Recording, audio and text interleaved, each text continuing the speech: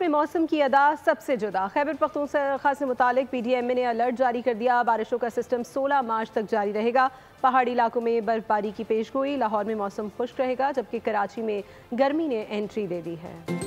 मुल्क में मौसम के निराले रंग। खैबर पख्तूनख्वा में बारिश की पेशगोई। बारिश का सिलसिला 16 मार्च तक जारी रहेगा। लाहौर समेत पंजाब भर में खुश्क मौसम का सिलसिला जारी है। दर्जा हरारत में भी खुश्क मौसम की वजह से बतदरीज इजाफा हुआ है। पीर को लाहौर समेत पंजाब के बेशतर अजला में बादल रहेंगे, लेकिन बारिश के इम्कानात कम हैं। खैबर पख्तूनख्वा से मुतालिक PDMA ने अलर्ट जारी कर दिया। बारिश का सिलसिला 16 मार्च तक जारी रहेगा। इस दौरान अर्बन फ्लडिंग का खदशा भी जाहिर किया गया है। शहरियों को हिदायत की गई है कि बारिश के दौरान बोसीदा मकानात और बिजली की तारों से दूर रहें। दूसरी जानिब कराची में मामला बिल्कुल उलट है। तपती धूप ने गर्मी की शिद्दत बढ़ा दी। शहर का दर्जा हरारत दोपहर के वक्त 39 से 40 डिग्री तक रहा। गर्मी की ये लहर 12 मार्च तक बरकरार रहेगी।